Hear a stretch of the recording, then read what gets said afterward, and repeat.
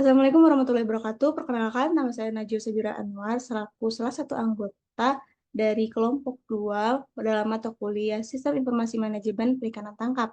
Baiklah, di sini saya akan mengenalkan terlebih dahulu anggota kelompok saya yang lainnya seperti ada Naila Azhara Putih Silalahi, Diva Pradiptia Maharani, Dila Ratna Stefani, Irina Nurrosia, dan Najwa Sabira Anwar selaku saya sendiri. Baiklah, di sini kami akan menjelaskan hasil dari laporan kami, yaitu tentang illegal unreported unregulated atau IUU fishing di Indonesia. Baik, saya akan menjelaskan tentang usulan permasalahan dalam kelompok kami. Usulan permasalahan 1 yaitu permasalahan IUU fishing yang merupakan suatu kegiatan penangkapan ikan yang tidak sah atau kegiatan penangkapan yang tidak diatur dalam undang-undang dan tidak dilaporkan. Stakeholder yang terlibat ada pemerintah, nelayan, dan masyarakat. Untuk hipotesis solusinya dapat dilakukan dengan meningkatkan pengawasan dan penegakan hukum terhadap pelanggar dan juga meningkatkan dan memperkuat kerjasama antar negara, baik negara yang terdekat maupun jauh, serta mengikuti organisasi internasional. Kemudian, usulan masalah yang kedua adalah overfishing, yang merupakan masalah utama, yaitu kegiatan penangkapan ikan yang dilakukan secara berlebihan sehingga populasi ikan semakin menurun, dan pada akhirnya tidak ada lagi ikan yang dapat ditangkap. Stakeholder yang terlibat ada pemerintah, para nelayan, dan juga masyarakat. Hipotesis solusinya dengan memberikan panduan dan juga wawasan kepada para nelayan secara langsung agar mengetahui dampak yang akan terjadi jika melakukan penangkapan ikan secara berlebihan. Selain itu, pihak pemerintah juga telah menerbitkan beberapa peraturan hukum dalam undang-undang tentang penangkapan ikan secara berlebih atau overfishing. Selanjutnya ada usulan masalah yang ketiga, yaitu penangkapan ikan yang tidak terkendali dan juga praktik-praktik yang merusak lingkungan laut. Nah, hal ini telah mengancam keberlanjutan sumber daya perikanan yang mengakibatkan penurunan stok ikan dan ketidakpastian ekonomi bagi nelayan. Stakeholder yang terlibat ada pemerintah, nelayan, dan juga masyarakat. Untuk hipotesis solusinya adalah dengan menerapkan konsep blue economy sebagai prioritas untuk pengelolaan kelautan dan perikanan di Indonesia. Usulan permasalahan 4 mengangkat isu tentang penangkapan ikan yang berlebihan. Di penangkapan ikan yang berlebihan atau overfishing ini ada beberapa penyebab, antara lain penangkapan ikan yang secara ilegal, kurangnya pengawasan dan penegakan hukum, kuatnya permintaan pasar, dan penggunaan teknik penangkapan ikan yang tidak ramah lingkungan. Ada beberapa stakeholder yang terkait dalam permasalahan tersebut, antara lain pemerintah, nelayan, dan masyarakat. Solusi yang dapat kita lakukan yaitu melakukan penegakan hukum dan pengawasan yang ketat, serta edukasi dan pemberdayaan pembangunan budidaya untuk memenuhi kebutuhan pasar yang terus meningkat, serta dukungan terhadap upaya konservasi. Selain itu, alat tangkap yang kurang ramah lingkungan dapat dikembangkan menjadi alat tangkap yang lebih ramah lingkungan. Analisis permasalahan 5 yaitu keterbatasan armada dan kemampuan dalam penggunaan alat tangkap, serta kurangnya dukungan dari pemerintahan yang disebabkan karena masih kurangnya pemahaman para nelayan terkait pembangunan teknologi yang ada. Stakeholder yang berperan yaitu pemerintah dan nelayan. Solusi yang dapat digunakan atau solusi yang dapat untuk memecahkan masalah tersebut antara lain mendengarkan masukan dan usulan yang diutarakan oleh para nelayan sebagai solusi atau penyelesaian masalah terkait kebijakan dan regulasi yang seringkali tidak berjalan sesuai dengan harapan. Selain itu, melakukan kolaborasi yang baik antara stakeholder dan nelayan guna untuk mendorong pembangunan teknologi mengenai alat tangkap yang lebih ramah lingkungan. Hasil diskusi dan eksplorasi permasalahan yang diangkat yaitu mengenai tentang IUU fishing merupakan permasalahan di perikanan tangkap di Indonesia yang mengacu pada praktik penangkapan yang melanggar hukum. Timbulnya permasalahan ini diakibatkan karena beberapa faktor, salah satunya yaitu meningkatnya permintaan pasar dan resiko yang dapat ditimbulkan dengan adanya IUU fishing ini menjadi permasalahan yang cukup serius bagi pemerintahan bila tidak segera ditangani. Stakeholder yang berperan dalam permasalahan tersebut yaitu Kementerian Perikanan dan Kelautan serta Badan Pemeriksa Keuangan RI dan nelayan ataupun masyarakat sekitar. Solusi yang dapat dilakukan agar tidak berkelanjutan yaitu perlunya pengawasan dan pengendalian yang lebih cukup terhadap kegiatan perikanan yang sedang terjadi, menegakkan hukum yang tegas kepada oknum yang sengaja melakukan IUU fishing dan menggunakan teknologi seperti teknologi satelit untuk memantau kegiatan perikanan atau penangkapan. Dan hanya itu, beberapa negara seperti negara Indonesia juga melakukan kerjasama dengan negara lain untuk menjaga dan menangani wilayah maritim yang ada. Assalamualaikum warahmatullahi wabarakatuh. Perkenalkan, nama saya Diva Pradiptia Maharani dengan NIM 2250 80200 111 015. Di sini saya akan menjelaskan tugas dari mata kuliah Sistem Informasi Manajemen Perikanan Tangkap. Mungkin saya izin share screen.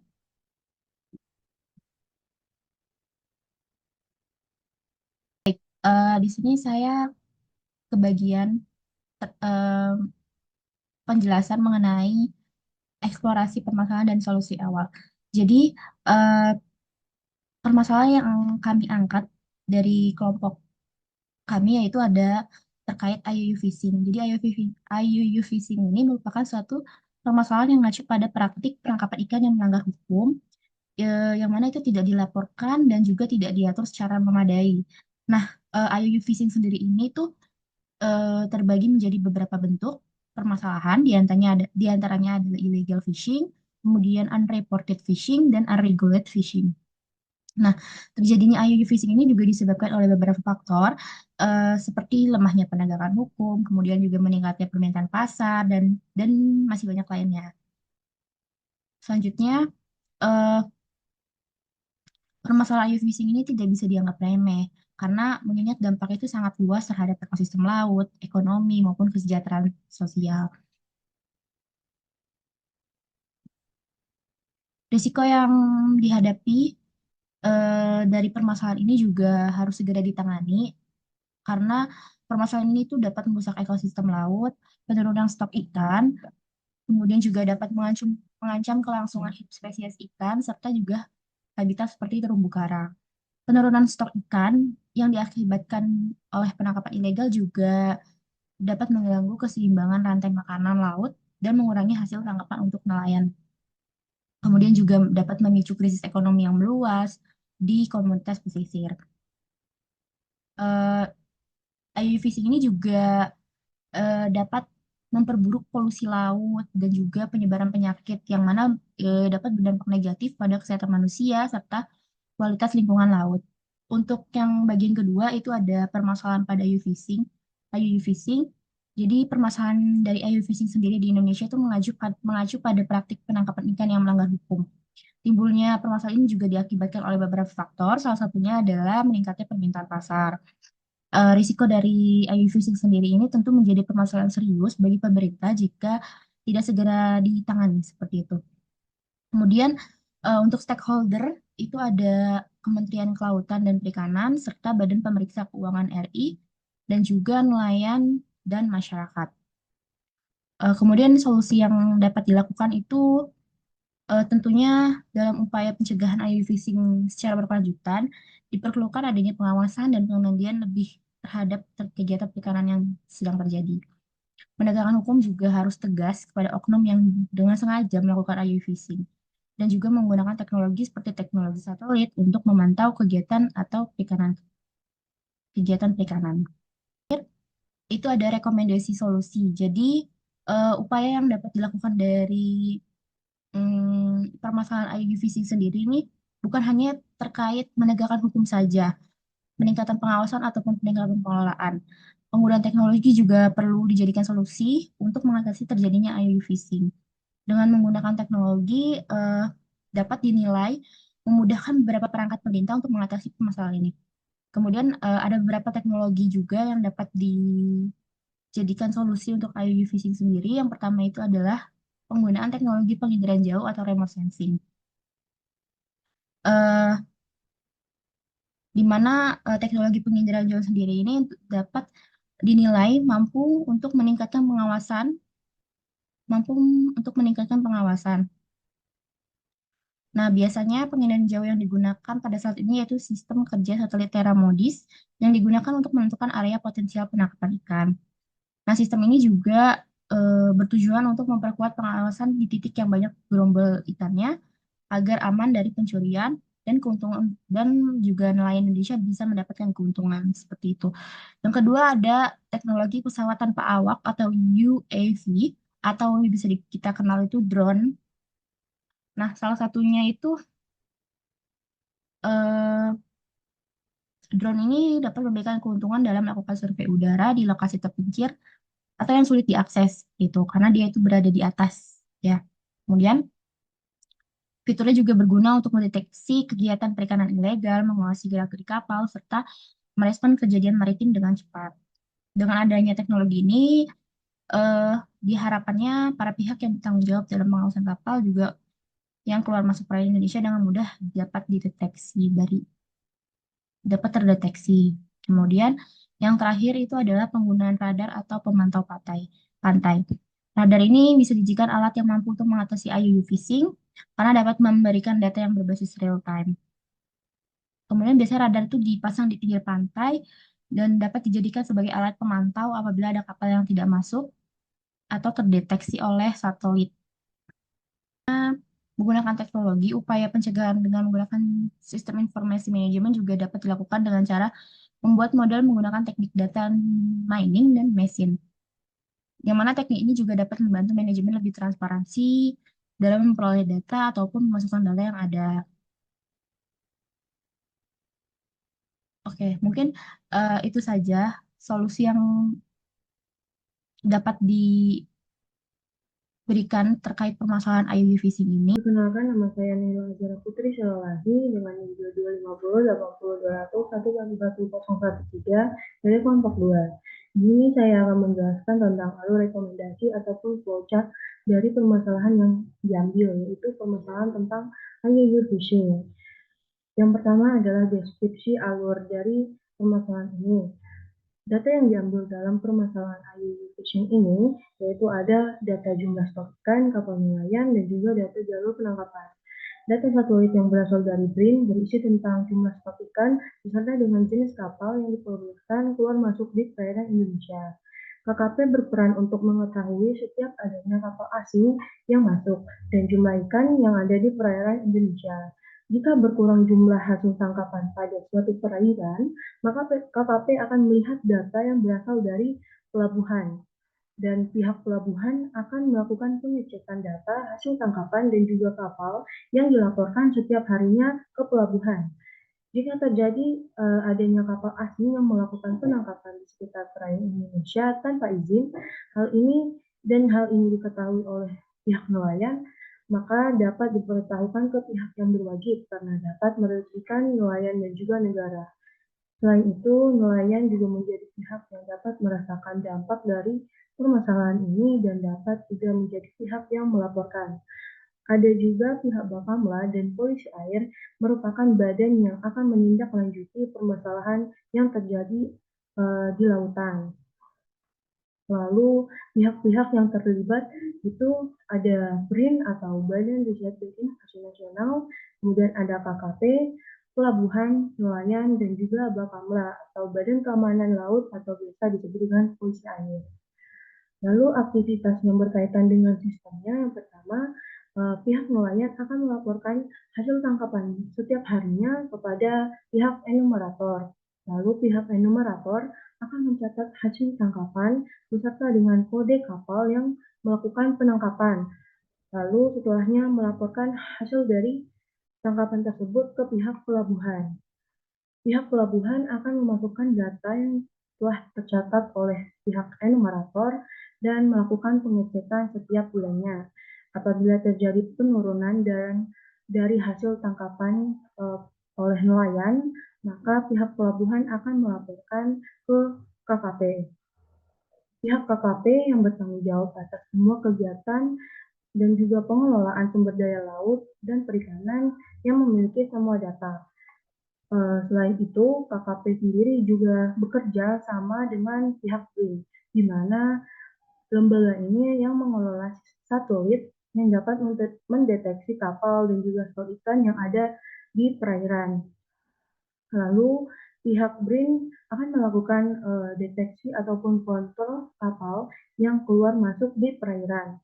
Pihak BRIN juga berhak untuk melaporkan kepada pihak Bakamla yang bertugas mengatasi permasalahan yang sesuai dengan data yang terekam oleh pihak BRIN. Lalu pihak Bakamla akan menindaklanjuti permasalahan dari kapal yang bermasalah berdasarkan adanya bukti dari data satelit. Kemudian ada hasil flowchart dari aktivitas permasalahan IUU fishing ini. Bisa dilihat yang pertama itu dimulai dari pihak nelayan. Pihak nelayan akan melaporkan hasil tangkapan yang didapatkan ke pihak enumerator. Lalu pihak enumerator akan mencatat hasil tangkapan tersebut dan membuat menjadi sebuah laporan. Dan laporan ini akan dilaporkan ke pihak pelabuhan. Nantinya pihak pelabuhan akan menginput data laporan tersebut dan kemudian akan diupload di sistem pelabuhan. Jika proses upload data berhasil, maka akan berlanjut ke proses penyimpanan data oleh pihak KKP. Jika proses upload data tidak berhasil, maka sistem akan melakukan screening pada data. Lalu ketika pihak KKP menyimpan data laporan tersebut, maka pihak KKP akan menyimpan data tersebut di sistem pelabuhan di database. Lalu penyimpanan data ini yang dilakukan oleh KKP akan dilakukan validasi lagi dan hasil validasi data laporan tersebut akan dikirimkan ke pihak BRIN. Dari pihak BRIN sendiri akan melaporkan data laporan tersebut dan nantinya akan dibandingkan dengan data satelit yang ada. Dan setelah membandingkan data tersebut akan dikirimkan ke pihak Bakamla. Dan pihak Bakamla akan menindaklanjuti jika ada terjadi permasalahan di perairan. Dan setelah itu prosesnya selesai. Sekian dari saya, terima kasih. Baiklah, di sini saya akan menjelaskan tentang analisis use case dan activity diagram. Nah, yang pertama ada description system GIS. Ini merupakan sistem informasi yang digunakan untuk mendeteksi perubahan stok ikan dengan menggunakan alat bantuan dari pusat, seperti di sini kami menggunakan Badan BRIN yang mengelola GIS ini tersendiri. GIS ini itu berfungsi untuk mengumpulkan, mengelola, dan menganalisis data wilayah perairan yang ada di Indonesia. Nah, GIS ini kita menggunakan alatnya seperti satelit. Dengan adanya sistem ini dapat memungkinkan adanya visualisasi data spasial yang dapat mendukung untuk mengambil keputusan dan memperoleh informasi yang lebih efektif. Kemudian ada terdapat kebutuhan fitur. Nah, kebutuhan fitur ini dibagi menjadi dua. Yang pertama ada kebutuhan fungsional dan kebutuhan non-fungsional. Untuk kebutuhan fungsional sendiri di sini ada 5. Yang pertama ada sistem ini harus mampu mengelola proses analisis dan pada stok ikan berdasarkan dengan parameter yang telah ditentukan. Kemudian sistem ini harus mampu mengelola, menganalisis pada jumlah tangkapan ikan pada setiap kapalnya. Kemudian sistem harus mampu untuk mendeteksi adanya kapal asing yang keluar atau masuk ke perairan Indonesia. Setelah itu ada juga sistem harus mampu memproses penyimpanan data stok ikan yang secara tepat serta dapat digunakan atau diakses kapanpun. Kemudian ada yang terakhir, ada sistem mampu untuk melakukan penyimpanan dalam jumlah tangkapan. Selanjutnya ada kebutuhan non-fungsional. Nah, kebutuhannya itu ada 5. Yang pertama ada sistem itu harus aman dari akses yang tidak sah atau akses yang ilegal. Kemudian ada sistem harus tersedia saat dibutuhkan. Seperti tadi sistem ini harus menyediakan data kapanpun dan dimanapun. Kemudian sistem harus memiliki waktu respon yang cepat karena kita tuh membutuhkan data yang harus siaga. Terus sistem harus mudah digunakan antar pengguna. Setelah itu terakhir ada sistem dapat diperluas. Selanjutnya kita akan masuk ke dalam use case. Nah, dalam use case ini terdapat 5 aktor. Yang pertama ada nelayan. Nah, nelayan ini pada sistem informasi ini, dalam penggunaan GIS ini, hanya dapat melaporkan hasil tangkapan saja. Kemudian ada enumerator. Nah, bagian enumerator ini, mereka hanya dapat melakukan kegiatan seperti mencetak laporan hasil tangkapan, mengelola data. Terus dari mengelola data ini, mereka dapat kegiatan opsional seperti contohnya ada mengedit data tersebut dan mengupload data. Kemudian ada sistem pelabuhan. Pelabuhan ini dapat mengelola sistem itu dengan bertujuan untuk mengelola data tadi, kemudian untuk melihat data dan menyimpan data dari hasil tangkapan yang dilaporkan. Kemudian ada KKP. KKP sendiri ini dapat melihat data, kemudian melakukan verifikasi, serta memvalidasi data yang diperoleh dari pelabuhan tadi. Kemudian ada Badan BRIN. Badan BRIN sendiri dapat mengelola sistem apabila untuk melakukan melihat data, mencari data, mengelola data satelit, serta memverifikasi data satelit. Nah, dari proses tadi hanya dapat dilakukan apabila 5 aktor tadi melakukan login kepada dalam sistem data penangkapan, sedangkan Badan BRIN dapat mengelola hasil datanya dengan melalui login ke dalam sistem data satelit. Oke, selanjutnya ada use case skenario. Nah, use case skenario ini sendiri dibuat untuk memperjelas dari use case tadi. Nah, yang di sini ada objeknya yaitu untuk mendeteksi perubahan stok ikan dan kapal asing yang masuk. Kemudian untuk aktornya sendiri di sini tadi sudah disebutkan seperti nelayan, enumerator, pelabuhan, KKP, BRIN, dan Bakamla. Kemudian ada main flow-nya atau jalur-jalurnya, kegiatan yang dilakukan seperti nelayan ini melaporkan hasil tangkapan yang didapat ke dalam pihak pelabuhan, kemudian enumerator melaporkan data yang sudah dikelola ke pelabuhan, pelabuhan ini menerima laporan dari nelayan dan enumerator, lalu menginput data tadi ke dalam sistem data, terus dikirim ke pihak KKP. Setelah itu ada pihak KKP sendiri, yaitu melakukan pengecekan serta verifikasi dan memvalidasi data yang diberikan oleh pelabuhan tadi untuk diberikan ke dalam Badan BRIN. Nah, dalam Badan BRIN ini akan dicek kembali sesuai dengan sistem satelit yang mereka lakukan. Kemudian ada Bakamla. Bakamla ini kenapa dimasukkan? Karena merupakan salah satu lembaga yang menindaklanjuti dari hasil laporan-laporan tadi, yaitu dilakukan oleh petugas Bakamla. Kemudian ada alternative flow atau kegiatan alternatif yang dapat dilakukan apabila kegiatan utama tadi mengalami kendala seperti nelayan melaporkan hasil tangkapan langsung ke pelabuhan tersendiri, kemudian enumerator langsung melakukan input di pelabuhan, kemudian pihak pelabuhan hanya memverifikasi dan langsung memberikan datanya ke KKP, lalu setelah itu KKP akan mengirim dan data hasil tadi langsung ke Badan BRIN.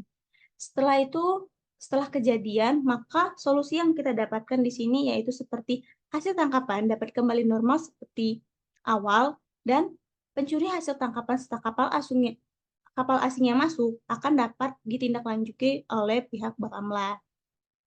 Kemudian ada diagram activity. Oke, diagram activity atau activity diagram ini terdapat dua sistem. Yang pertama ada enumerator dan Badan BRIN. Kenapa hanya dua aktor? Karena activity diagram ini biasanya bekerja dalam hanya yang menggunakan sistem. Nah, jadi di sini yang menggunakan sistem hanya enumerator. Pertama, enumerator dan Badan BRIN. Nah, untuk enumerator sendiri, di sini enumerator tadi sudah melakukan pencatatan hasil data tangkapan, lalu untuk itu enumerator akan melakukan penginputan data ke dalam sistem pelabuhan dengan cara melakukan login terlebih dahulu. Login ini apabila berhasil, maka enumerator akan langsung masuk ke dalam layar utama. Apabila login tidak berhasil, maka login akan diulang kembali oleh enumerator. Jika berhasil tadi, kita sudah masuk ke dalam menu utama, maka enumerator dapat menginput data yang sudah didapatkan tadi. Apabila terkendala, maka akan kembali ke menu utama, namun jika tidak, akan melanjutkan ke dalam situs penyimpanan oleh enumerator sendiri. Selanjutnya ada Badan BRIN. Badan BRIN sendiri ini akan melakukan login terlebih dahulu ke dalam situsnya atau datanya, sistem data tersebut. Kemudian apabila gagal, maka akan mengulang kembali cara loginnya. Setelah itu apabila berhasil, maka Badan BRIN akan langsung masuk ke dalam layar utama. Kemudian Badan BRIN ini akan mencari data serta memverifikasi data yang sudah diberikan dari KKP tadi tentang kendala yang dipermasalahkan oleh pelabuhan tadi. Maka akan dicek setelah itu Badan BRIN ini akan membandingkan data stok ikan yang ada pada dalam sistem data satelit mereka dengan hasil yang sudah dilaporkan. Jika terjadi memang kegagalan untuk penginputan data, maka akan diulang secara kembali. Setelah itu, jika benar, data tersebut akan divalidasi, lalu dicetak, dan diberikan kepada pihak yang bertugas. Mungkin itu saja yang dapat kami sampaikan dari kelompok 2. Kurang lebihnya mohon maaf. Saya tutup dengan Assalamualaikum warahmatullahi wabarakatuh. Dadah.